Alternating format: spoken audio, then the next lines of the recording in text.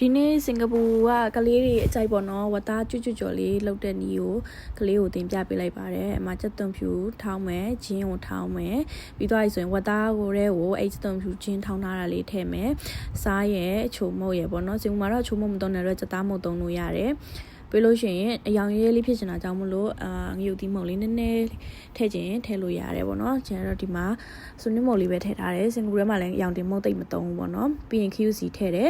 အဲ့ဒါပြီးသွားရင်အသားလေးကိုနှက်ထားမယ်ပေါ့နော်ငရုတ်ကောင်းမုတ်လေးနည်းနည်းထည့်မယ်စင်ကာပူထဲမှာဆိုလို့ရှိရင်တော့နန်းစီလေးနည်းနည်းထည့်တယ်ပေါ့နော်နန်းစီလေးနည်းနည်းထည့်တယ်ဒီမှာကတော့ဘဲစီပဲသုံးလိုက်ပါတယ်ပြီးရင်ချက်သားမုတ်နည်းနည်းထည့်ပြီးတဲ့အခါကျတော့သမအောင်လို့မွေးထားလိုက်ပါတယ်ပေါ့နော်ပြီးသွားပြီဆိုလို့ရှိရင်တော့15မိနစ်လောက်နှက်ထားလိုက်မယ်နော်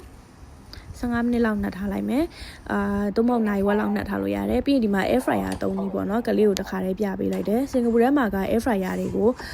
သုံးလေးရှိကြတယ်အဲ့တော့အမှ air fryer တွေကိုထည့်တဲ့အခါမှာဒီဝက်သားမှာစီနှက်ထားပြီးသားဖြစ်တဲ့အတွက်ထပ်ပြီးတော့စီမဖြန်းတော့ဘူးပေါ့နော်တကယ်လို့စီနဲတယ်ထင်တယ်ဆိုလို့ရှင်လည်းကိုစီလေးအပေါ်ရန်နေထပ်ဖြန်းသွားလို့ရတယ်ပေါ့နော်ပြီးရင်ဒီ air fryer ထဲမှာဒီစီစစ်စကားပါတဲ့အတွက်အောက်ကစက်ကူပြားမခံတော့ဘူးပေါ့နော်ပုံမှန်ဆိုတော့စက်ကူပြားခံလို့ရတယ်ပြီးရင်ဒီမှာ air fryer သုံးနည်းလေးကိုကလေးကိုတင်ပြပေးလိုက်တယ်ပေါ့နော်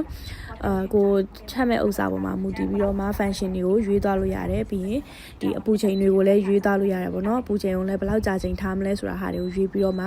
air fryer မှာထားတာပေါ့နော်ကျမတို့ဒီမှာ15မိနစ်14မိနစ်ပေါ့14မိနစ်ကျန်တော့တစ်ချက်ထုတ်ကြည့်လိုက်တယ်ကျွတ်လေးထားချင်တာကြောင့်မို့လို့ပို့ပြီးတော့မှမိနစ်ကြာလေးထားလိုက်ပါတယ်